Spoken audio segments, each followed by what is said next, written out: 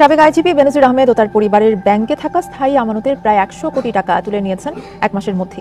যাকে নিয়ে ওবায়দুল কাদের একেবারে বড় বড় বক্তব্য দিচ্ছেন, এই চোর ডাকাতকে আপনি যদি এখন 100 কোটি টাকা তুলে নেওয়ার সুযোগ করে না দিতেন, তাহলে এই ভদ্রলোক কি এখান থেকে টাকা তুলতে পারতো?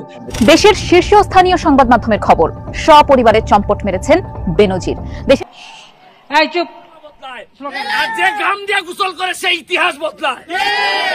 আমি ইতিহাস বদলাই স্যার, তবে দোয়া করতে হইবা। আসসালামু আলাইকুম দর্শক, দেশ ও দেশের বাইরে থেকে যারা এই মুহূর্তে আমার ভিডিওটি ওপেন করেছেন সবাইকে অসংখ্য অসংখ্য ধন্যবাদ। দর্শক, প্রথমে শিরোনামে আপনারা দেখেছেন বেনজির আহমেদ 50টি এফডিআর থেকে 100 কোটি টাকা উত্তোলন করে উধাও ফ্যামিলি সহ।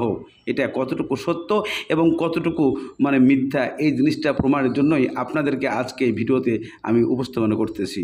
দর্শক, বর্তমানে বেনজির আহমেদের নামে মামলা হয়ে রয়েছে এবং কোর্ট তাকে 6 তারিখে জবাবদিহিতার জন্য স্বামী স্ত্রীকে ডেকেছে। কিন্তু এরই ফাঁকে কীভাবে ব্যাংক ফাঁকা হয়ে যায়, 50টি এফডিআর থেকে 100 কোটি টাকা উত্তোলন করে চলে যায়?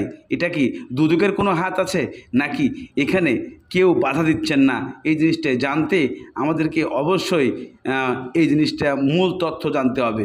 এটা প্রমাণ সহকারে, প্রুফ সহকারে আমরা দেখাতে চাই যে ঘটনাটি এবং নিউজটি কতটুকু সত্য এবং কতটুকু মিথ্যা। এই নিউজটি সমকাল পত্রিকার থেকে দেওয়া হয়েছে, ইন্ডিপেন্ডেন্ট থেকে দেওয়া হয়েছে, সেখানে কোনো প্রকার 2 নম্বরই নাই। তবে বেনজির আহমেদের হাত কতটুকু লম্বা, চলুন আমরা কিছু বক্তব্য শুনে আসি, তাহলে বুঝতে পারবো। কোটি টাকা এক মাসে তার এফডিআর, এই যে আপনাকে আরেকটা বড় ভালো স্ক্রিনশট দেখাই, দেখেন 50টি এফডিআর ছিল, 50টি এফডিআর এ 100 কোটি টাকা। এই যে বেনজির আহমেদের 50টি এফডিআর এর, আমার ব্যক্তিগত তো নিউজ না, ইন্ডিপেন্ডেন্ট নিউজ, ইন্ডিপেন্ডেন্টে দেখেন 50টি এফডিআর এ ছিল 100 কোটি টাকা। আজকের 1 ঘন্টার আগের নিউজ, আপনি যদি ওভার চেক করতে চান প্লিজ ইউ মে চেক।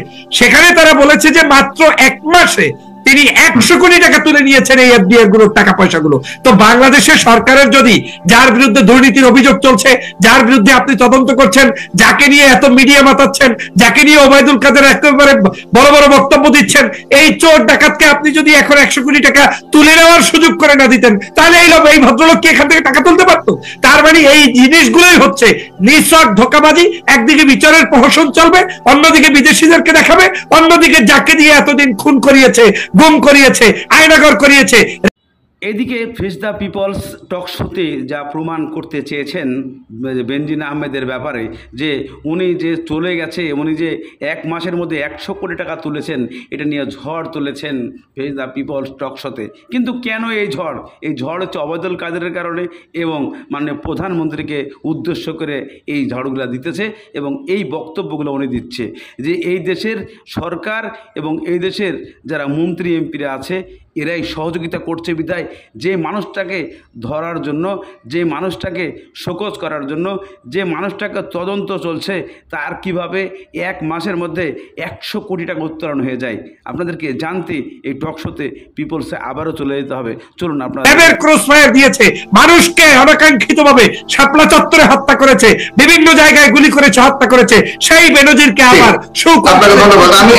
দিচ্ছে এবং সেটার প্রমাণ আপনাকে মাত্র দেখালাম। অতএব আওয়ামী লীগের এই সকল ঝাড়িঝুড়ি অগণতান্ত্রিক পদ্ধতির কর্মপদ্ধতি, এগুলো কোনোভাবে কেউ ফলো করলে গণতন্ত্রের বিজয় হবে না। গণতন্ত্রের বিজয় না সত্যি হয়ে থাকে মানে কি? আবার পত্রিকা বলছে, নিউজ পেপার বলছে, আপনার টেলিভিশন বলছে, তারপরেও বিশ্বাস না হলে আমি তো আর আমার বাড়ি থেকে পারবো না।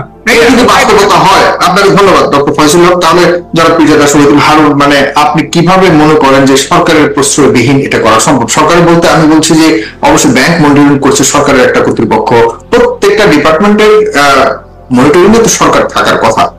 এই যে একদম একটা কথা বলে যাই সাগর ভাই, আপনি দেখেন এসালমের বিরুদ্ধে বহু অভিযোগ হয়েছে, এসালমের গ্রুপের কোনো কিছু ক্ষয়ক্ষতি হয়েছে বাংলাদেশে? আপনি তার দুর্নীতির এখন পর্যন্ত কোন জায়গায় কোনো কিছু, আওয়ামী লীগ তাকে শেল্টার না দিলে, তার এই শেখ পরিবার শেল্টার না দিলে তিনি কোথায় যাইতেন আজকে? কিন্তু এই ইসলামী ব্যাংককে ধ্বংস করেছে, ইসলামী বিশ্ববিদ্যালয় চট্টগ্রামকে দখল করেছে, মানরাত বিশ্ববিদ্যালয় দখল করেছে, বাংলাদেশের ব্যাংকিং খাত থেকে শুরু করে সব জায়গায় আওয়ামী লীগের চুরি, ডাকাতি, গুন্ডামি ছাড়া আর কোনো কিছুই নাই। এই যে একটা রাজকতা চলছে, অরাজক পরিস্থিতি চলছে, এর মূলে রয়েছে আওয়ামী লীগ। এখানে কোনোদিন আপনি সুষ্ঠু সুন্দর কোনো বিচার পাবেন না। এটা তাদের মতো, তারা যাই ইচ্ছা তাই করবে, তারা রাজ করবে। জি জি,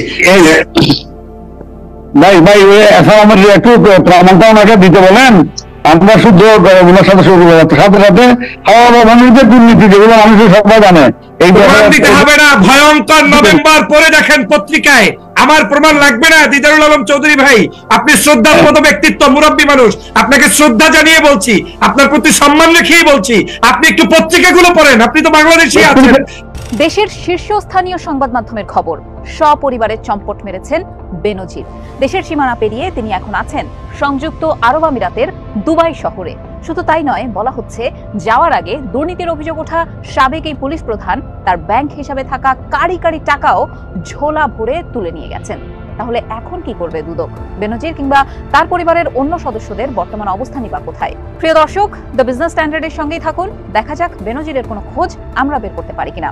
আমি মোহনা হোসেন, পুরোটা সময় জুড়ে আছি আপনাদের সাথে। দুদকের অনুসন্ধানে বেরিয়ে আসা বেনজির ও তার পরিবারের অঢেল সম্পদ জব্দের আদেশের পরই দেশ জুড়ে ডালপালা মেরেছে আলোচনা। সামনে হাজারো প্রশ্ন। বেনজির দেশে আছেন কিনা এই নিয়েও ধোঁয়াশা সৃষ্টি হয়েছে। একটি সূত্র জানিয়েছে বেনজির পরিবার নিয়ে এখন দুবাইতে অবস্থান করছেন। আদালতের আদেশের আগেই তিনি দেশ ছেড়েছেন, নাকি এরপরে এই বিষয়ে কেউ মুখ খুলতে চাইছেন না। বক্তব্যের জন্য বেনজির আহমেদের সঙ্গে মোবাইল ফোন ও হোয়াটসঅ্যাপে যোগাযোগের চেষ্টা করা। এদিকে প্রশ্ন উঠেছে যে ব্যক্তির নামে এত কিছু বাংলাদেশে হচ্ছে, যাকে বর্তমানে হাইকোর্ট বলেন আর সুপ্রিম কোর্ট বলেন আর দুদক বলেন, যাকে নিয়ে এত কিছু তদন্ত, এত কিছু সমালোচনা, এত কিছু আলোচনা, তাকে নিয়ে ঝড় তুলেছে এই মিডিয়া জগৎ। কেন? যে সেই ব্যক্তিটা নাকি ফ্যামিলির সহই দুবাইয়ে অবস্থাপন করতেছে। তাহলে সেই ব্যক্তিটা যদি বাংলাদেশে এতগুলো মানুষের চোখ ফাঁকি দিয়ে চলে যায়, তাহলে কি অবশ্যই এখানে মন্ত্রী অথবা এখানে মাননীয় প্রধানমন্ত্রী অথবা দুদকের হাত আছে? নাকি ব্যাংক থেকে কিভাবে এত টাকা উত্তোলন করে সে ফ্যামিলি সহ দুবাইয়ে চলে যেতে পারে? এই প্রশ্নটা থেকেই যায়। এই প্রশ্ন জানতে আমাদেরকে গভীরে চলে যেতে হবে। তবে তার আগে আপনাদেরকে ছোট্ট করে একটা জিনিস বোঝাতে চাই, যে যেই মানুষটার নামে ব্যারিস্টার সুমন মামলা করেছে, ব্যারিস্টার সুমন আগেই বলেছিলেন যে ইনি বড় রাঘব বোয়াল, ইনাকে ধরতে গেলে ছাই দিয়ে ধরতে হবে, না হলে পিচ্ছল মেরে চলে যাবে। কারণ ওনার কাছে এরকম হাজারো হাজারো অফিসার আছে যারা তার পক্ষে কাজ করছে এখনও ক্ষমতার বাইরে থেকেও। কারণ এই ব্যক্তিটা এমনই একটা ব্যক্তি, যদি তাকে একটা বাংলাদেশের যে কোনো বড় কর্মচারী অথবা বড় অফিসারকে যদি ঘুষ দিয়ে দেয়, তাহলে 1 কোটি টাকা তুলবে, সাথে যদি 5 লাখ টাকা 10 লাখ টাকা দিয়ে দেয়, তাহলে সেই টাকাটা ছেড়ে দিতে বাধ্য হবে। আমাদের বাংলাদেশের নৈতিক চরিত্র এইভাবে হয়ে গেছে। এই কারণে একজন অপরাধী টাকা সহ ফ্যামিলি সহ দেশ ছাড়তে পারে। আমি মাননীয় প্রধানমন্ত্রীকে বলতে চাই, ব্যারিস্টার সুমন এই কথা বলেছেন যে শরীরের ঘাম ঝরানো টাকা যদি হইতো, তাহলে আপনাদের এটা ব্যথা আসতো, এটা গরিবের ঘাম ঝরানো টাকা। তাই আপনাদেরকে বেনজিরকে একটা মামলায় জড়িয়েছেন, সেটা ছাড়া কীভাবে দেশের বাইরে চলে যেতে পারে। দর্শক, আজকের মতো এখানে শেষ করছি। ভালো থাকুন, সুস্থ থাকুন, দেখা হবে পরবর্তী।